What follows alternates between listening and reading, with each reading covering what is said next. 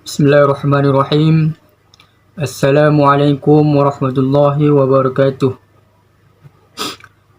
Alhamdulillah, hamdan wa syukran lillah, salatan wa salaman ala rasulillah, alladhi la nabiyya ba'dah. Allahumma salli wa sallim wa barik ala sayyidina Muhammad wa ala ali sayyidina Muhammad. Yang sama-sama kita hormati yaitu Bu Nur Halimah Tambunan selaku dosen pengampu kita pada mata kuliah ini. Kemudian yang saya hormati juga teman-teman sekalian, khususnya yang mengambil mata kuliah ini. Baiklah, perkenalkan, nama saya Abdul Majid. Di sini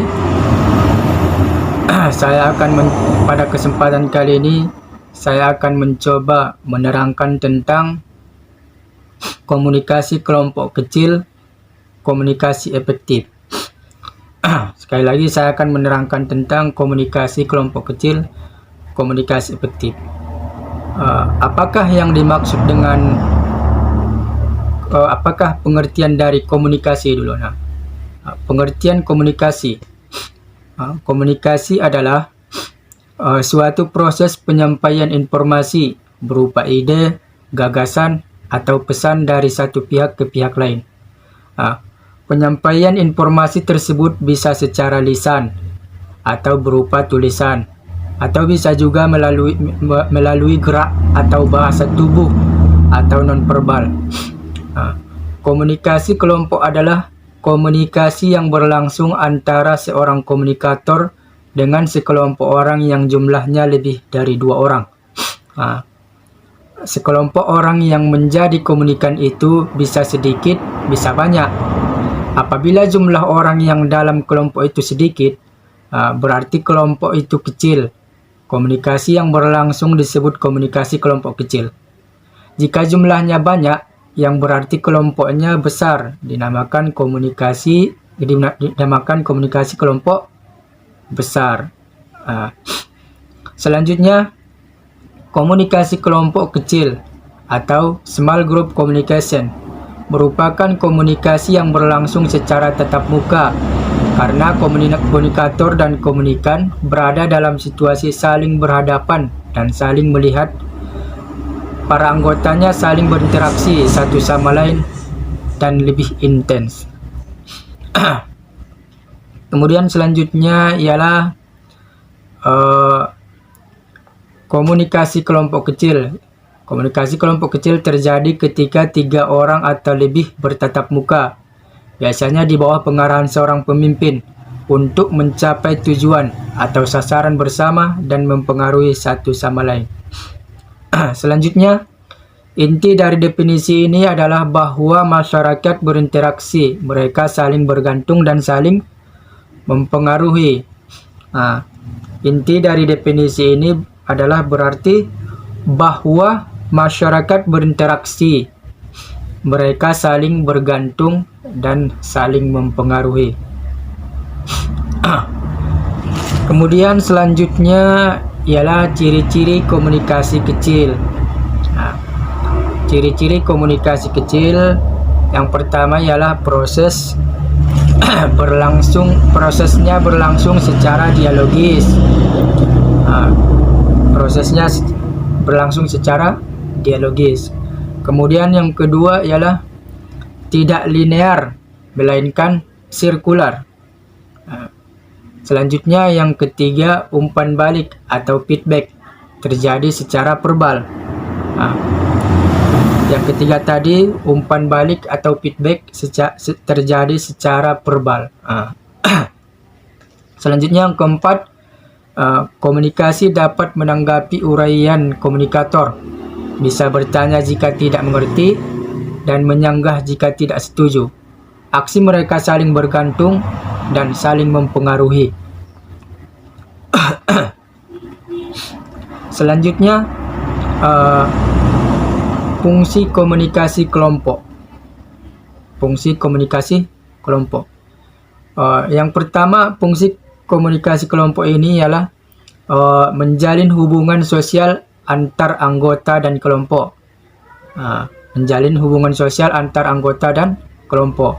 Bagaimana individu dalam suatu kelompok bisa berhubungan sosial tanpa komunikasi, atau sejauh mana suatu kelompok dapat memelihara hubungan sosial di antara anggota dengan anggota ataupun anggota dengan kelompok. Yang kedua ialah fungsi pendidikan. Fungsi pendidikan.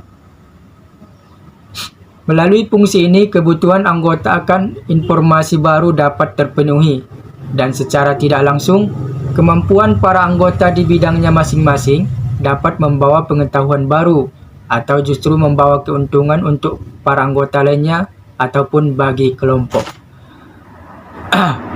Kemudian selanjutnya ialah kelebihan dan kekurangan komunikasi.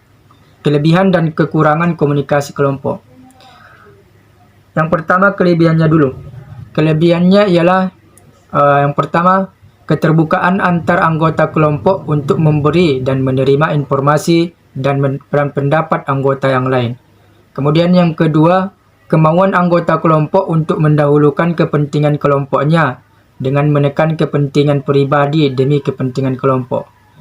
Yang ketiga, kemampuan secara emosional dalam mengungkapkan kaedah dan telah disepakati kelompok. Selanjutnya ialah kekurangan. Kekurangannya ialah yang pertama, kelemahan pada kelompok bisa disebabkan karena waktu penguasaan, tempat, atau jarak anggota kelompok yang berjauhan yang dapat mempengaruhi kualitas dan kuantitas pertemuan. Kemudian yang selanjutnya ialah teknik komunikasi yang efektif. Ini teknik komunikasi yang efektif, dia biasanya gimana? Teknik komunikasi yang efektif itu bagaimana? Dia ada cara-cara, maksudnya ada seperti adab-adabnya, teknik-tekniknya lah. Teknik komunikasi yang efektif. Ini yang terakhir. Teknik komunikasi yang efektif. Yang pertama ialah berbicaralah dengan antusias. Berbicaralah dengan antusias. Kemudian yang kedua, berikan pertanyaan yang bersifat terbuka. Berikan pertanyaan yang bersifat terbuka. Kemudian selanjutnya yang ketiga, gunakan bahasa tubuh. Mungkin dengan menggunakan bahasa tubuh bisa lebih mengerti, lebih detail. Kemudian yang keempat, sanjung dan pujilah mereka. Sanjung dan pujilah mereka. Kemudian yang kelima, dengarkan semua yang mereka katakan. Dengarkan semua yang mereka katakan. Adabnya, dengarkan semua yang mereka katakan. Kemudian yang keenam, beri tatapan mata. Beri tatapan mata kepada yang berbicara. Kemudian yang ketujuh ialah bukalah diri kamu seterbuka mungkin. Bukalah diri kamu seterbuka mungkin. Kemudian yang ke-8, tersenyumlah kepada mereka. Yang ke-9, berikan saran yang bermanfaat. Jika kurang setuju, bisa berikan saran, tapi harus yang bermanfaat. Kemudian yang ke-10, berikan mereka motivasi. Kemudian yang ke-11, percaya dirilah. Dan kemudian yang ke-12, panggillah mereka dengan sopan. Yang ke-13, ajak mereka menjalin hubungan yang lebih erat. Dan kemudian yang ke-14, jangan pernah terlambat datang. Jadi demikianlah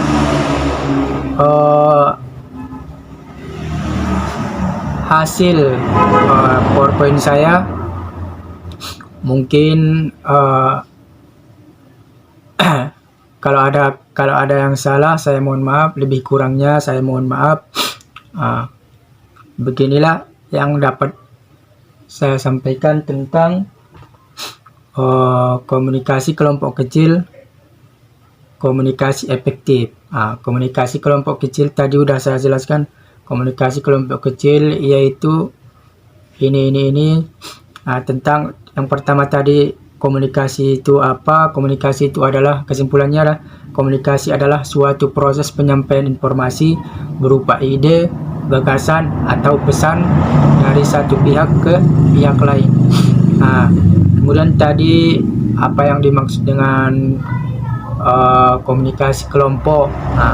Komunikasi kelompok adalah, tadi saya bilang, komunikasi yang berlangsung antara seorang komunikator dengan sekelompok orang lain yang jumlahnya lebih dari 2 orang. Itu dia dikatakan komunikasi kelompok, komunikasi yang berlangsung antara seorang komunikator dengan sekelompok orang yang jumlahnya lebih dari 2 orang. Kemudian kelompok itu ada 2, kelompok kecil sama kelompok besar. Apabila jumlah orang yang dalam kelompok itu sedikit, berarti kelompok itu kecil. Komunikasi yang berlangsung disebut komunikasi kelompok kecil. Jika jumlahnya sebaliknya, jika jumlahnya banyak, yang berarti kelompoknya besar, dinamakan komunikasi kelompok besar.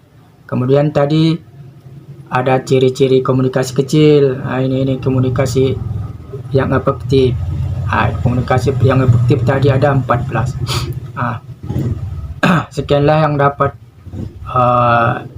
saya sampaikan, kurang lebihnya mohon maaf. Wabillahi taufik wal hidayah. Assalamualaikum warahmatullahi wabarakatuh.